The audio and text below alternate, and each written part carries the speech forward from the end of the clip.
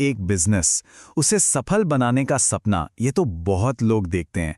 लेकिन सवाल ये है कि उस सपने को एक ऐसी मजबूत संस्था में कैसे बदला जाए जो सालों साल चले।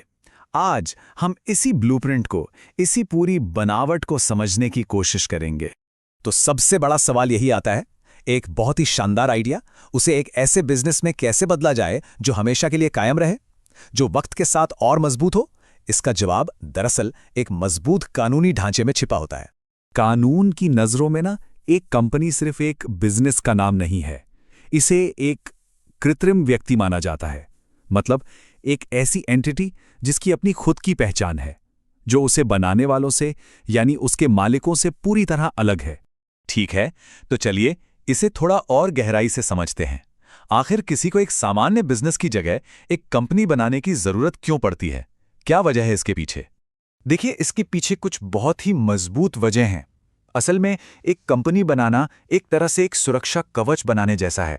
इससे बिजनेस को अपनी अलग पहचान मिलती है, मालिकों की जो पर्सनल संपत्ति है वो बिजनेस के रिस्क से सुरक्षित रहती है, और ये भी तय हो जाता है कि अगर फाउंडर्स ना भी रहें तब भी बिजनेस चलता रहेगा। और हाँ, इससे इन्वेस्टर्स का भरोसा जीतना और बिजनेस को एक प्रोफेशनल तरीके से चलाना भी कहीं ज्यादा आसान हो जाता है। तो ये पूरा का पूरा जो स्ट्रक्चर है ना, ये एक शील्ड की तरह काम करता है। अलग पहचान का मतलब है कि कंपनी अपने नाम पर प्रॉपर्टी खरीद सकती है या किसी पर केस भी कर सकती है, बिल्कुल एक इंसान की तरह।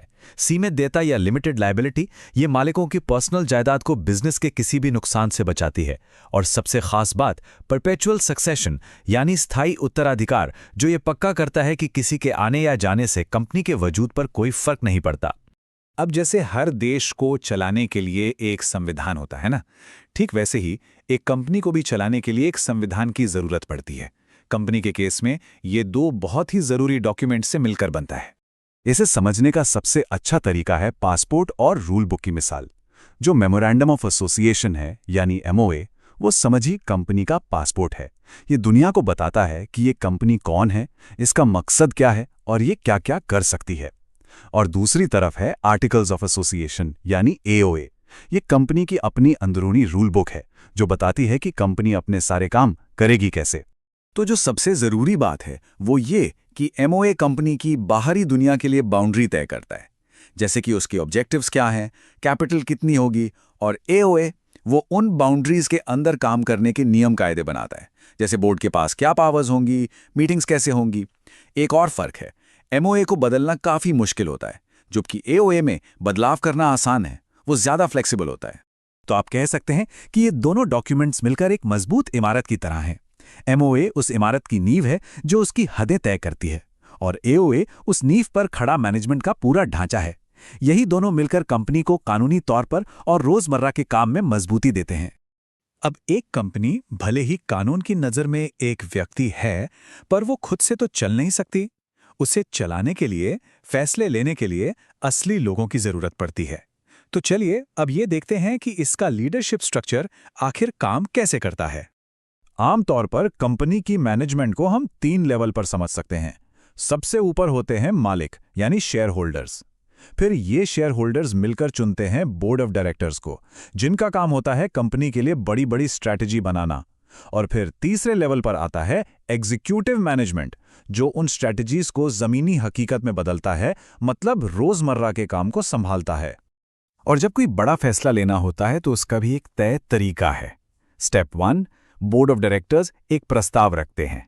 स्टेप 2, फिर मेंबर्स यानी शेयर होल्डर्स एक जनरल मीटिंग में मिलते हैं। और स्टेप 3, वहां पर जरूरी वोटों के साथ उस प्रस्ताव को पास किया जाता है।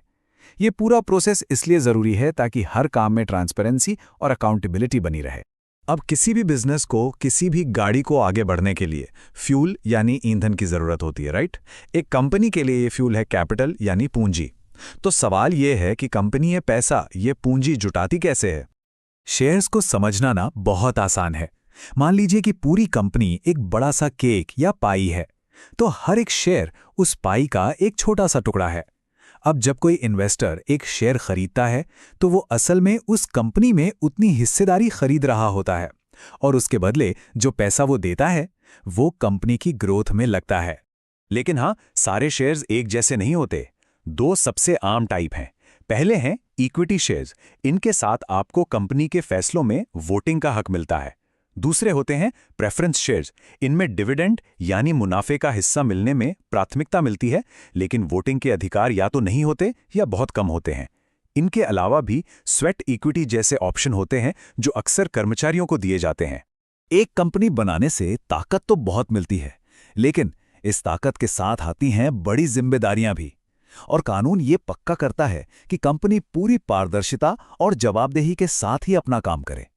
इसके लिए कंपनी को हर साल एक डिसिप्लिन में रहकर कुछ काम करने पड़ते हैं, जैसे पूरे साल अपने अकाउंट्स ठीक से मेंटेन करना, साल खत्म होने पर एक बाहरी ऑडिटर से उसकी जांच करवाना, जिसे स्टैट्यूटरी ऑडिट कहते हैं, फिर शेयर होल्डर्स के साथ एनुअल जनरल मीटिंग यानी एजीएम करना, और आखिर में सारे जरूरी डॉक्यूमेंट्स रजिस्ट्रार ऑफ कंपनीज यानी आरओसी के पास फाइल करना। ये पूरा साइकिल भरोसा और ट्रांसपेरेंसी बनाए रखने के लिए बहुत जरूरी है। और ये बात बिल्कुल सही है कि किसी भी कंपनी को उसके रिकॉर्ड्स ही परखा जाता है।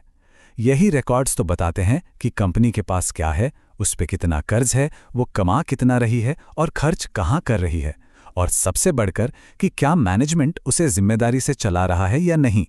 तो कुल मिलाकर देखें तो एक कंपनी स्ट्रक्चर सिर्फ एक बिजनेस चलाने का तरीका नहीं है, ये एक आइडिया को एक शक्तिशाली कानूनी पहचान देने की प्रक्रिया है। एक ऐसी पहचान जो ग्रोथ के लिए, इन्वेस्टमेंट के लिए और एक लंबी विरासत बनाने के लिए पूरी तरह से तैयार हो। तो आखिर में सवाल यही बचता है कि जो विजन है, जो सोच है, क्या उसे हकीकत का रूप देने के लिए एक कंपनी का ढांचा ही सबसे सही रास्ता है? शायद इसी सवाल के जवाब में अगले बड़े बिजनेस की नींव छिपी हो।